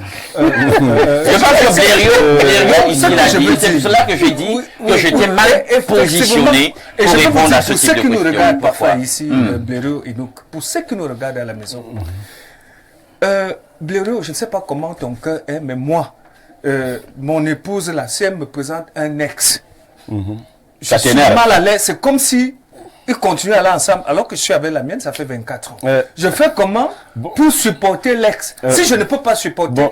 le fait qu'on me présente un ex à mon épouse, combien de fois qu'on me dise que c'est Aïssi qui fait ça? Aïssi qui est mon épouse. Jules, Même si tu m'as aidé, Jules. ça finit là. Parce que tu m'as déshonoré. Je Jules, peux parler fort. Jules, permets donc que je te réponde un peu. Oui. Moi, je parle pas de la morale des moines. J'enseigne la morale. Je parle de la morale des hommes. Je dis ce qui est bien, ce qui devrait se faire, et je Bon, pose des... apparemment, les moines ne sont pas des hommes chez Non. Blériot. Bon, une fois. C'est une figure de style qu'utilise Jean-Paul Sartre. Et quand il parle d'idées de moine et des de fakirs. fakir. Mais c'est pas à toi que je vais enseigner ça. Donc, je parle pas de la morale des moines. Qu'est-ce que je fais? Je ne dis pas à un homme, si tu découvres un jour que ta femme est allée avec un homme, il faut t'en séparer. Ah, Jules, dans la formation que je donne aux hommes, et si j'en parle un jour à Alain, donc je ne le lui dirai pas. Parce que ça, c'est de l'enfantillage. Pour les hommes matures, ça, c'est de l'enfantillage. Il faut toujours regarder le contexte. Tu as parlé des ex. Effectivement, qu'est-ce que je dis aux hommes? Qu'est-ce que j'ai à foutre avec les ex? Je ne veux pas vraiment parler de moi. Moi, j'ai mangé avec des ex. Quoi? Oui! Ah non. Oui! Oui, ça change. Lui, ça change, moi, ça change. Sauf que toi, tu as mangé avant. Attends un peu. Oui! Blériot. Et laisse-moi te dire. Suis. Tu sais qui fait le repas? Non. Celle qui était Non, ton écoute, ex. Blériot. Je Oui. ne sais pas qui définit le critère pas possible.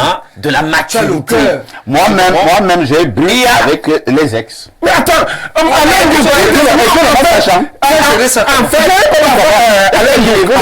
Alain Douk, De quelle maturité tu non, parles? attends, tu dis qu'est-ce qui définit la maturité? Mais Quand Jules sur la question est Chacun tombé. a ses codes. Attendez, une personne. Blériot finit et Alain Dis- Douk reprend la parole. non, lui il veut dévier. Ne te sens pas touché par maturité ou autre. Il demande comment est mon cœur. Et je lui dis, et la personne au moment où je parle, sait que c'est...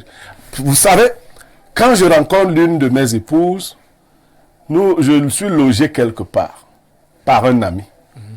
Quand je la rencontre la toute première fois, et je suis en train de rentrer dans le domicile de cet ami qui m'a logé, quand je gare ma voiture devant le domicile, ma future épouse dit qu'elle n'entre pas. Je lui dis, mais il y a quel problème? Elle me dit, non, je ne peux pas. Vous savez pourquoi? Non. C'était son ex. Et elle me dit, je n'entre pas, je ne peux pas. Je lui dis, ah ok. Et lui, c'était mon bon petit frère. Incroyable. Je lui dis, d'accord. Et qu'est-ce qui ne va pas? Elle me dit, je vais te le dire après. Je lui dis, j'ai compris.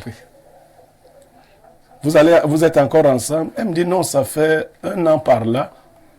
C'était fini. Je lui dis, non, viens, on va le saluer. Elle me dit, non. Mais j'invite ce gars chez moi, il mange. Vous comprenez ça?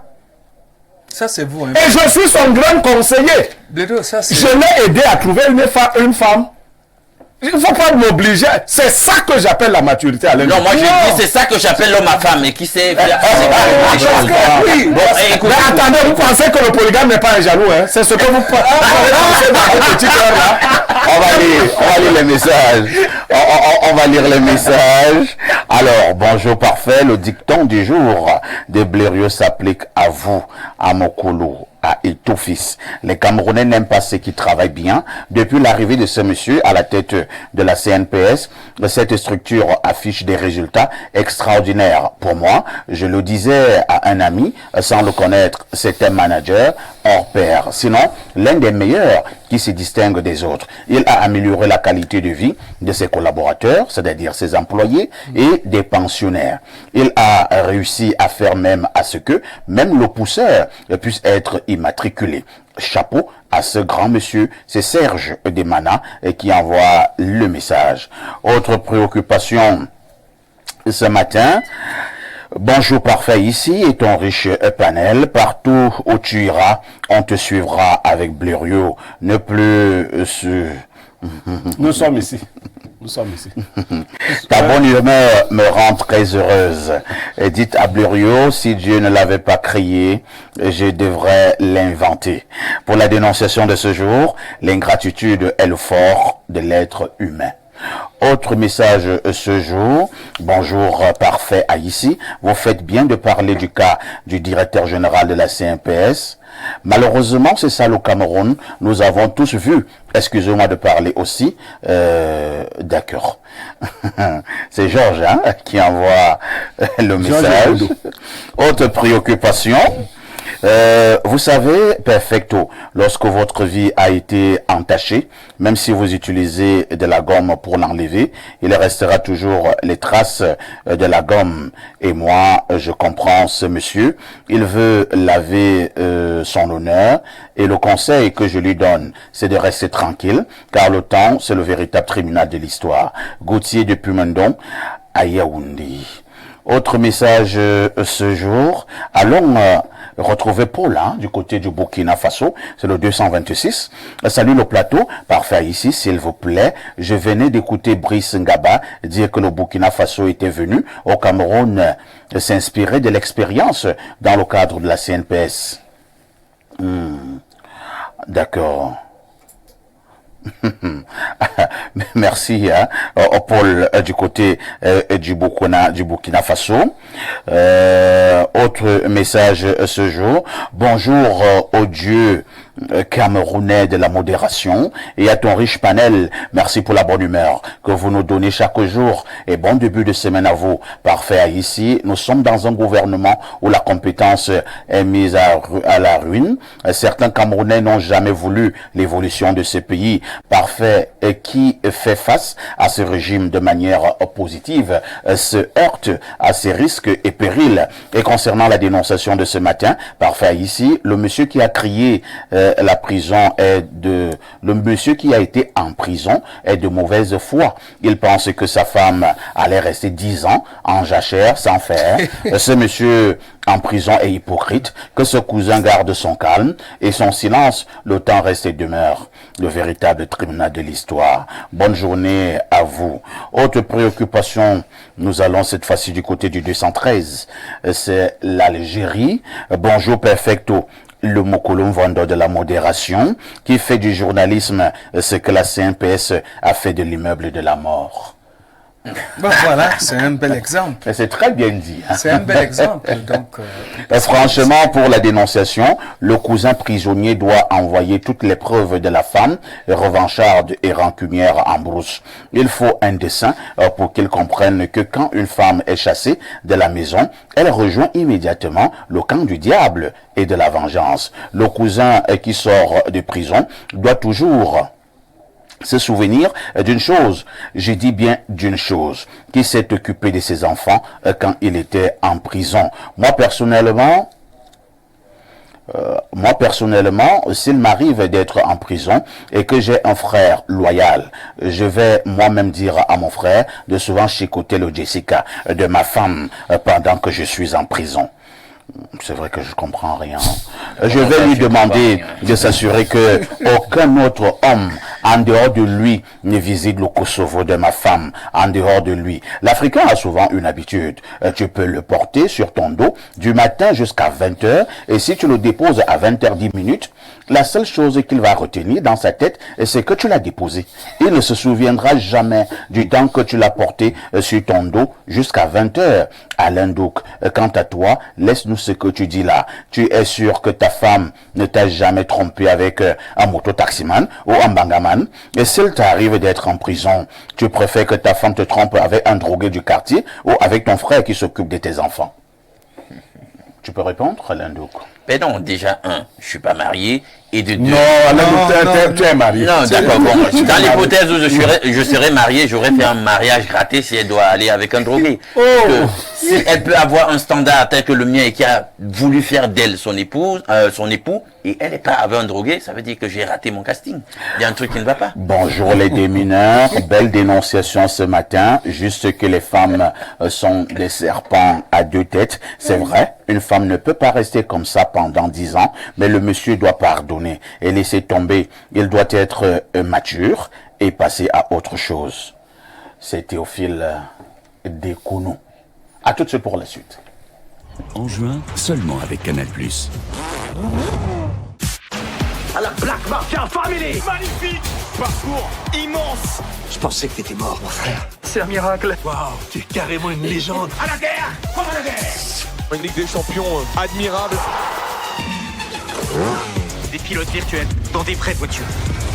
On a le droit d'avoir peur. Y'a pas de patrouille. Vite. Tu dois avoir la foi.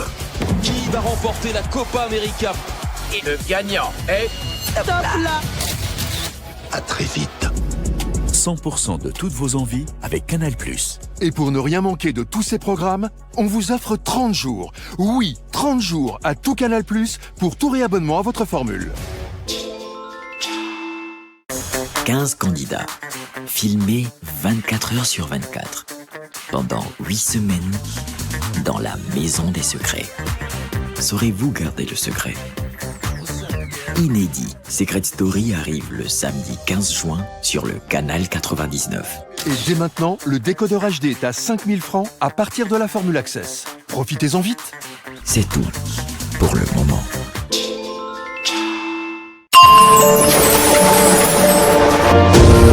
Le luxe, le chic et le beau à votre disposition grâce à la Société immobilière du Cameroun qui met à votre disposition au quartier Hippodrome à Yaoundé la résidence Le Foundi. La résidence Le Foundi. La résidence Le Foundi est un immeuble constitué de 152 appartements au standing de type T1, T2, T3, T4, T5 et T6 avec des surfaces utiles allant de 18 à 445 mètres carrés et d'un espace de commerce d'une surface globale de 954 mètres carrés. La résidence Le Foundi, c'est 4130 mètres carrés de parking pour 134 places, 3070 mètres carrés d'espace commun, 4 ascenseurs, 2 groupes électrogènes de puissance globale de 800 kVA, un forage, un système de sécurité incendie, une bâche d'eau et une station d'épuration. Réservez et achetez dès maintenant votre appartement au standing ou votre espace de commerce. Pour toute information, contactez la division commerciale et marketing de la SIC au numéro 695 89 98 49 695 89 98 51. Société immobilière du Cameroun, la volonté de mieux vous loger. Renapro Finance SA, acteur majeur de la microfinance au Cameroun depuis 1996. Et si ta solution venait de la Masso?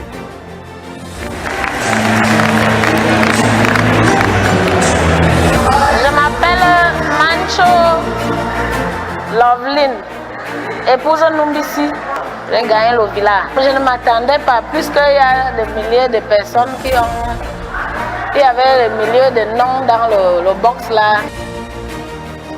Deviens propriétaire d'une villa à partir de 100 francs CFA. Renafro Finance SA, acteur majeur de la microfinance au Cameroun depuis 1996. Vous souffrez d'hypertension, mal de nerfs, d'arthrose, infertilité, rhumatisme, MST et bien d'autres? La médecine chinoise est la solution à tous vos problèmes de santé. Qu'est-ce qu'on entend beaucoup plus par médecine chinoise? Médecine bio, parce qu'une médecine qui soigne les malades sans effet secondaire quelconque. Une médecine qui fait, n'est-ce pas, des massages manuels. Médecine curative, parce qu'elle agit directement, n'est-ce pas, sur la santé des malades. Au centre médical de la médecine chinoise, c'est la guérison pour tous. Faites-vous dépister et recevez les soins des spécialistes expérimentés. J'avais l'arthrose. Aujourd'hui, je me sens vraiment à l'aise. Je suis vraiment satisfaite. Je suis venue pour me faire soigner et puis j'ai couvert mon résultat. Le centre médical de la médecine chinoise est situé en Volier, derrière la basilique. Contact 691 19 87 68. Médecine chinoise, le secret de la longévité.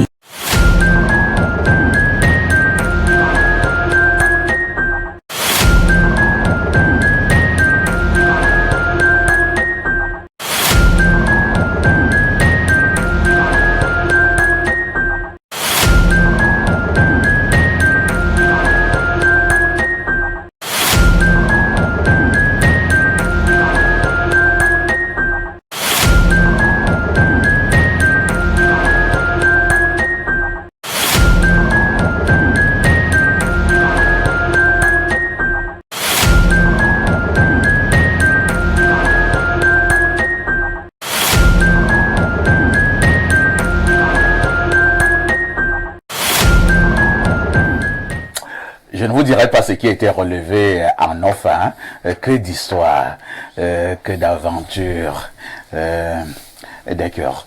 Ce qui est important, c'est de prendre maintenant la problématique du jour. Et ce matin, nous avons choisi de parler de la construction d'un pays, de parler de la construction d'un État avec une interrogation. C'est quoi la priorité lorsque nous voulons construire une nation? Je commence par Gilles Brice. Gilles Brice, qu'est-ce qui est important lorsque nous voulons construire une nation forte, une nation prospère, une nation debout? Très bien. Il faudrait définir les points de construction. La Tout construction structurelle, infrastructurelle, qui entraîne justement le développement. Si je comprends qu'il s'agit de cette construction-là, avant celle morale, idéologique et autres, je pense que pour des pays comme le nôtre, contrairement à ce qu'on nous a dit il y a 20 ans, 30 ans, 40 ans, quand nous allions à l'école, qu'il fallait que tu sois le préfet, le sous-préfet, donc le Ngwabna, comme disent les bêtises. Contrairement à cette idée-là, moi je pense que de plus en plus, on doit d'abord voir le système de l'éducation, le système éducatif d'un pays. Actuellement, nous avons besoin de développement. On peut se développer. D'ailleurs, vous avez institué une émission ici, le mardi, je crois. Où vous mardi entrepreneuriat. Donc, il faille que le système éducatif aille dans le sens de la formation professionnelle, de la formation entrepreneuriale. Nous avons beaucoup plus besoin des gens qui ont des compétences dans des domaines qui sont d'abord adaptés à notre contexte. Nous sommes africains, nous sommes camerounais. Et partant, minorer un peu la fonction de formation des intellectuels au sens livresque et avoir donc ces intellectuels sur le plan pratique. Je prends un exemple simple. Nous avons des brousses et des forêts un peu partout dans notre pays. Si on apprend à un enfant comment faire de l'agriculture première génération à partir de la CIL, lorsqu'il arrive en terminale, il a déjà toutes les notions d'un ingénieur. Tout à fait. Et il pratique donc cela dans son secteur. Imaginez, village en village, on a ce point. Quelqu'un parlait de la ZLECAF au niveau de la revue de presse tout à l'heure. Je crois que c'est le journal Info Matin. Vous verrez donc que nous aurons de quoi à produire, de quoi vendre et de quoi générer des revenus pour venir faire développer notre pays. La construction du Cameroun, moi je pense, passe par là.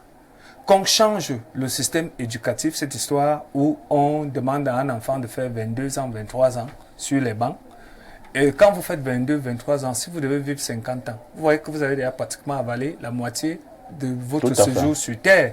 Et lorsque vous serez opérationnel, encore que lorsque vous avez seulement reçu cette connaissance livresque, vous voyez que vous avez peu de chances d'être inséré sur le plan socio-professionnel.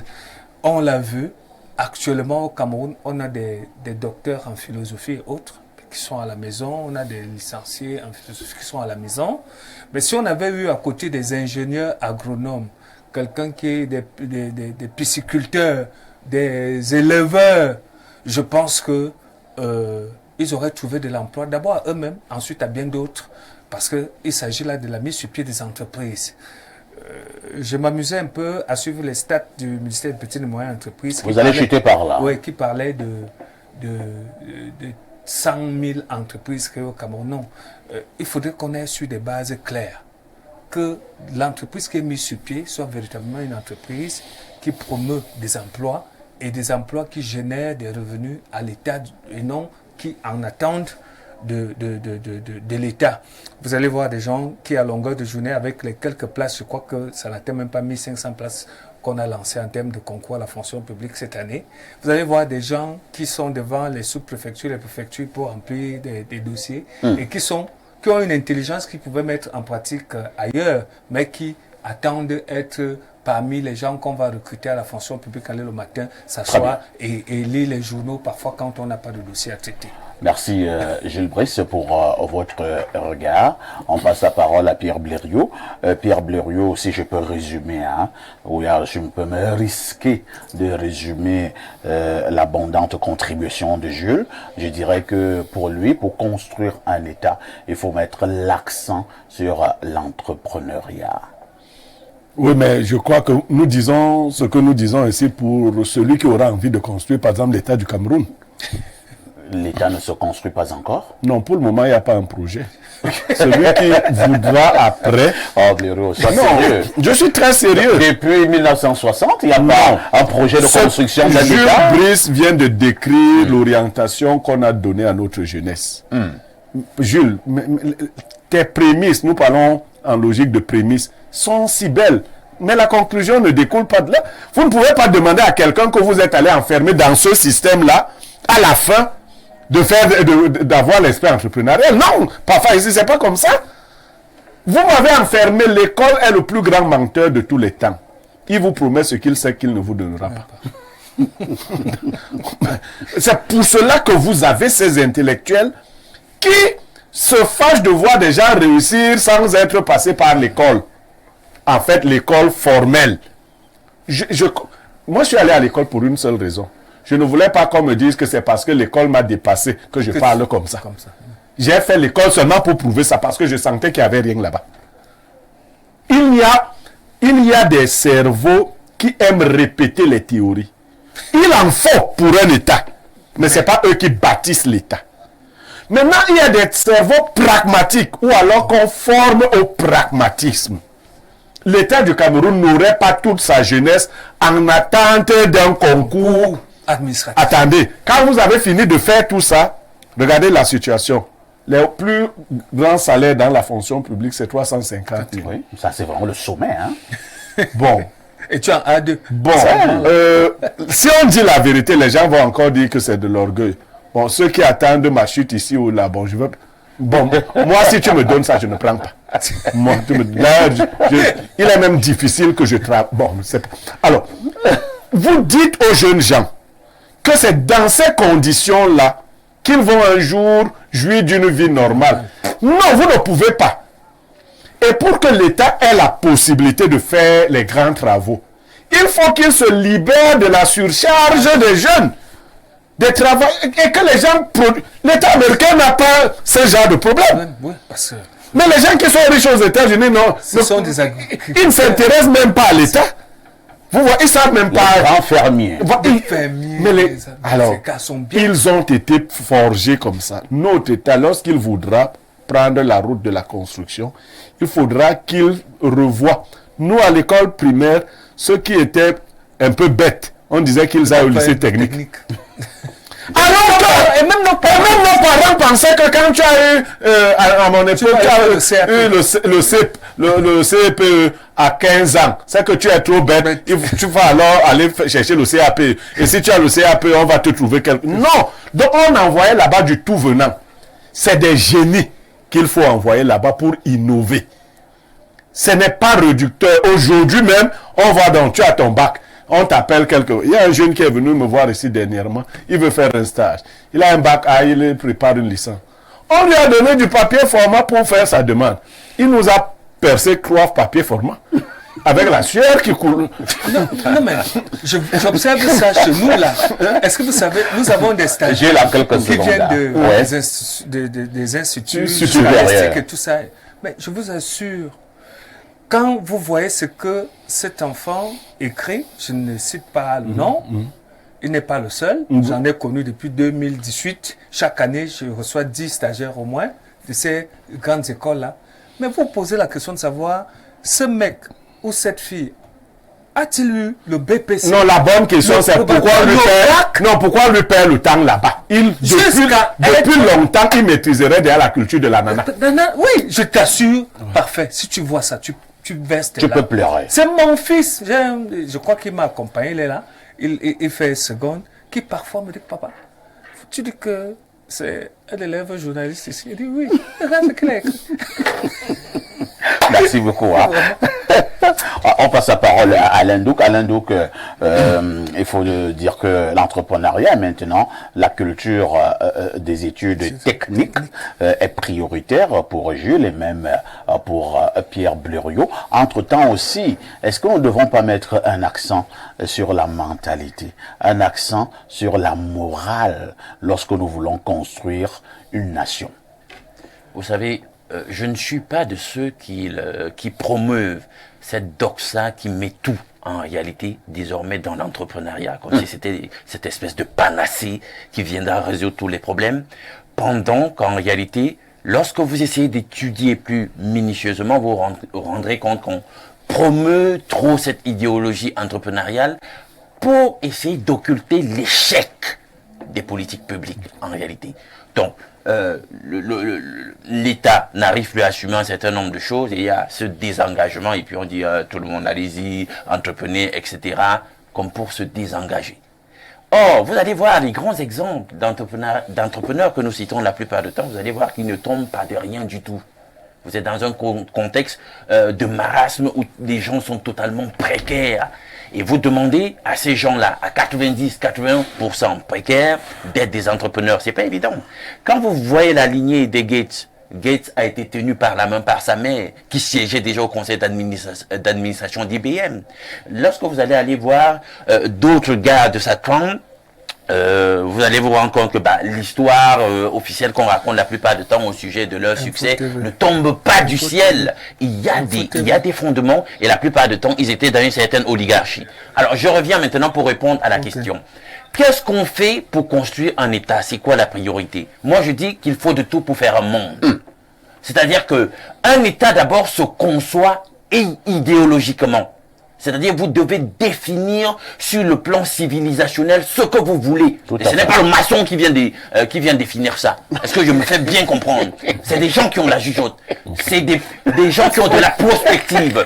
C'est des gens qui ont de la vision. Non, il faut qu'on se comprenne. C'est pour ça que moi j'ai toujours dit il faut de tout le monde pour faire un monde. Un monde où le docteur en philosophie est assis à la maison et il branle. Monsieur, c'est pas lui le problème. Il est le symptôme d'un système qui ne marche pas. Est-ce que je me fais bien comprendre? C'est ça le problème. Donc, il faut définir sur le plan de la perspective le type d'État qu'on veut. Et vous définissez, comme c'était la trame de ta question, quels sont ce que vous voulez donc comme système de valeurs?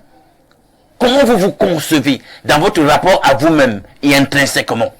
Vous définissez donc le type de civilisation que vous voulez avoir, le type de valeur que vous voulez avoir, parce que ce sera déterminant par la suite pour ce que vous voulez réaliser, pour ce que vous voulez implémenter. Maintenant, puisque c'est idéologiquement que le monde est construit et conduit, vous allez donc poser les bases idéologiques de la nation. Ça commence donc par le système éducatif, et là je suis tout à fait d'accord avec l'aîné Ngaba. Tout se construit au niveau du système éducatif.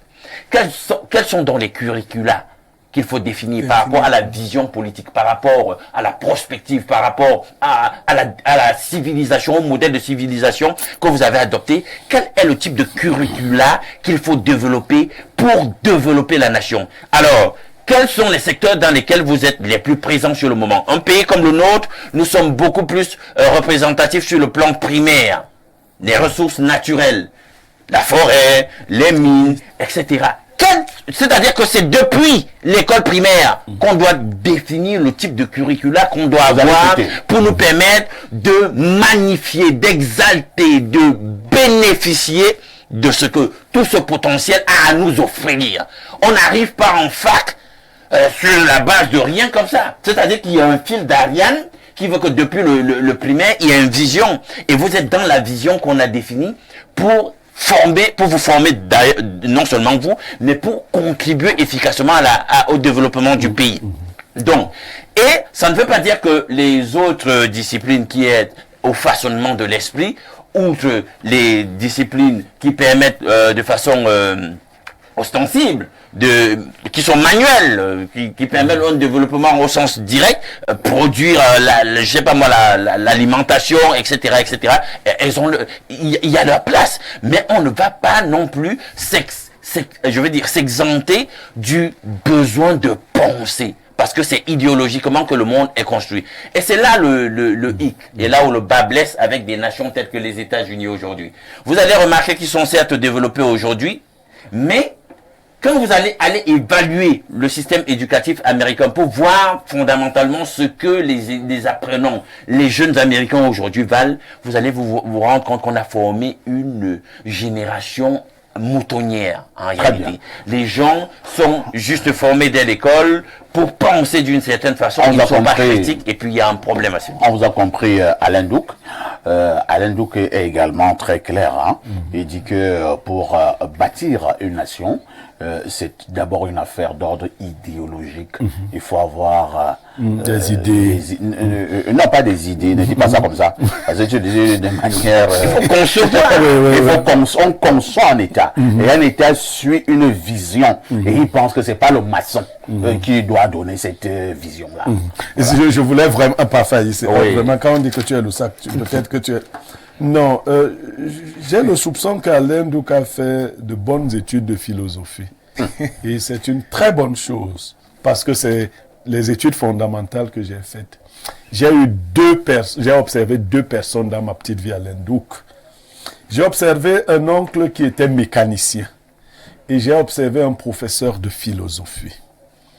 L'un expliquait si bien les choses qui devaient se faire, et l'autre faisait si bien les choses qu'il ne savait pas expliquer. J'ai commencé à saisir quelque chose. C'est ce qui a fait que, bien qu'ayant fait ces études-là, je ne raisonne pas comme ça. Quand vous allez dans nos départements d'intellectuels, vous rencontrez des gens qui vous parlent. Mais si vous rentrez, vous vous rendez compte qu'ils n'ont même pas réalisé une toute petite chose dans la vie réelle. Le millième de ce qui... Ce n'est pas, c'est une mauvaise perception. Vous avez pris l'exemple du maçon. Si vous entendez par maçon le gars qui place un papier au-dessus d'un autre, ce n'est pas vraiment ça le maçon. Il y a des gars qui construisent même quand ils dorment. C'est eux les maçons. Je vois qu'on ne s'est pas compris. Non. Parce que ceux qui conçoivent définissent qui va implémenter. Je ne parle même pas de concept. Je vais te dire que il y a votre conception, je vais parler comme ça, théorique, qui consiste à raconter les beautés du monde.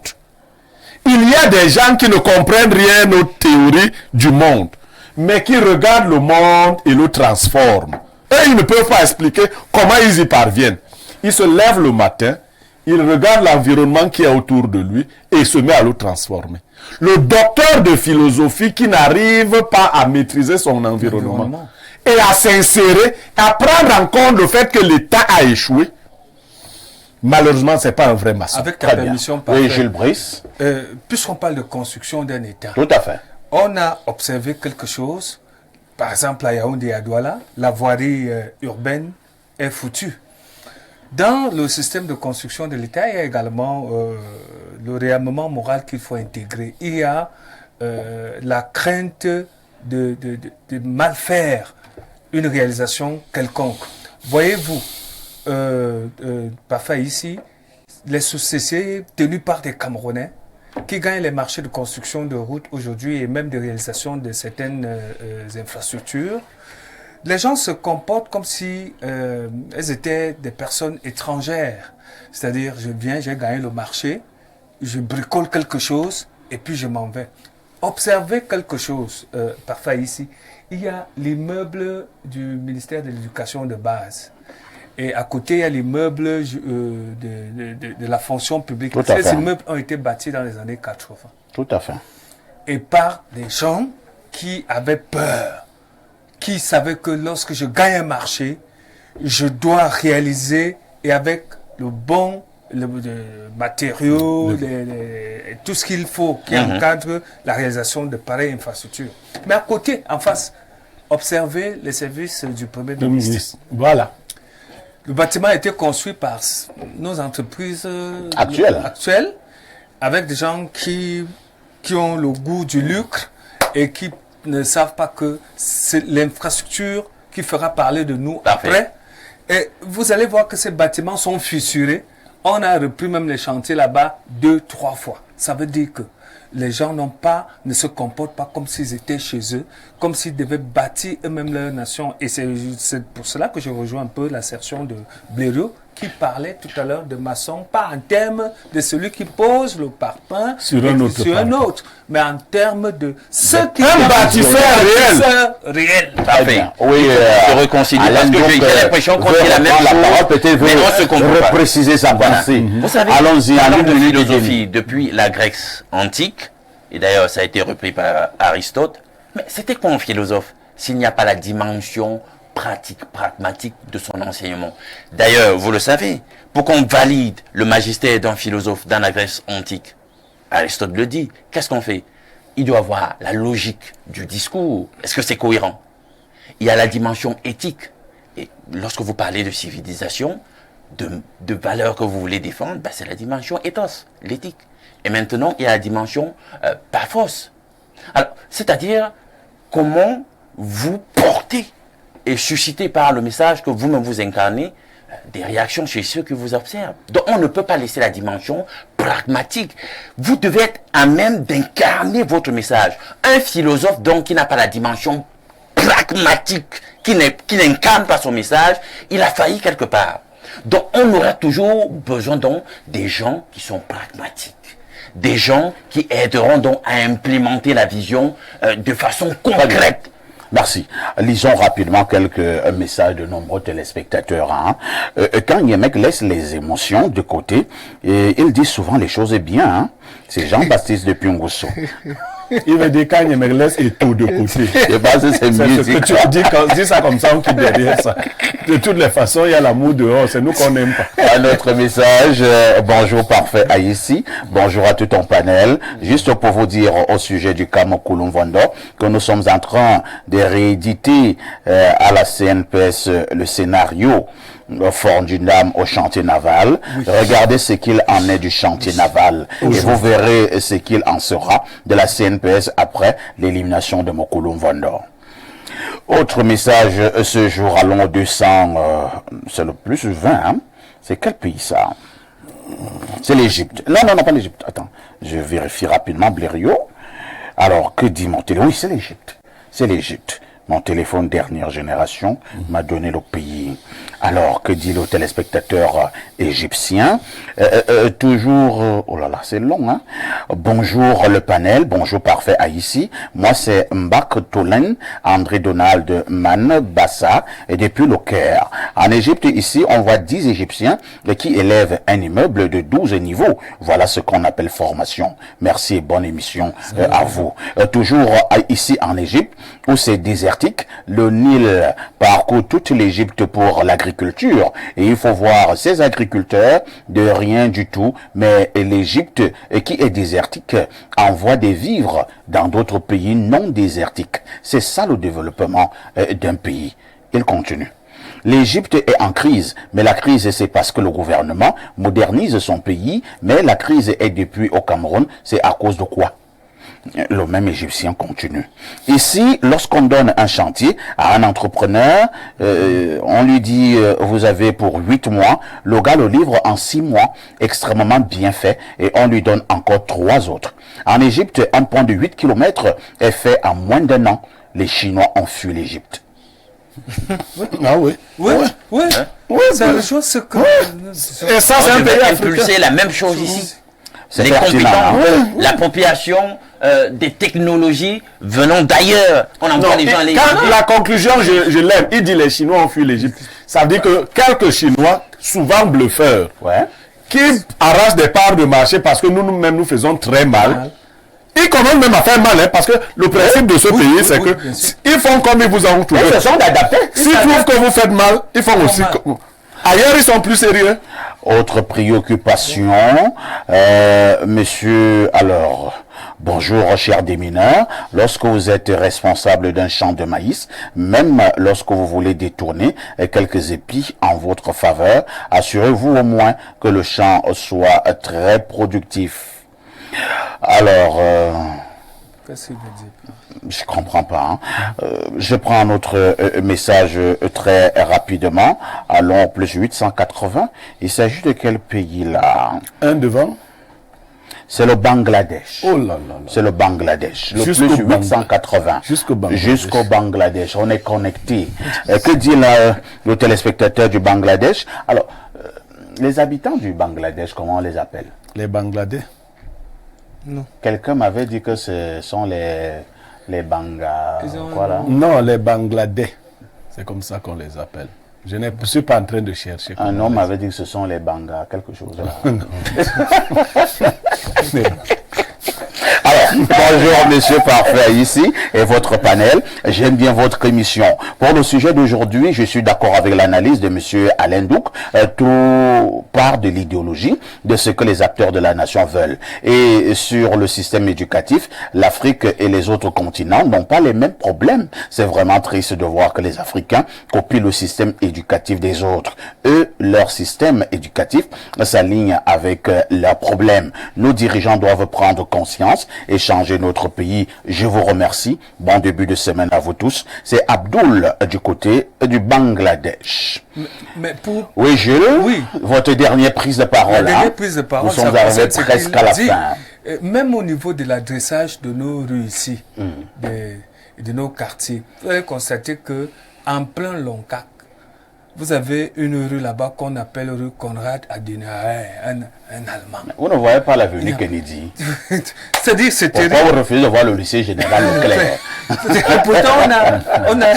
Et ça fait que aller à Douala, c'est pareil. L'enfant ne connaît pas Oumiober, il ne connaît pas Charles Atamara. Laissez Oumiober tranquille. Il ne connaît pas Mariam Laissez Oumiober tranquille. Il ne connaît pas... Même dans un discours, on ne le sait pas. Mais il connaît Konrad Adenauer. Et il connaît Kennedy. Il connaît Kennedy. Il connaît le général Leclerc. Il connaît De Gaulle. Merci. Hein. Merci à Jules Brice Gaba, qui était là ce matin, le DP du quotidien, le quotidien Alain Douk. On lui dit encore merci pour sa prestation de ce matin. C'est le blanc du plateau à télévision. Oui. Quelqu'un qui est donné à Paris. On dira merci à notre consultant Pierre Blériot Niemek. Ne ratez surtout pas la rediffusion tous les soirs de ce programme. C'est à partir de 22h30. Une question avec tout ceci. Que faites-vous?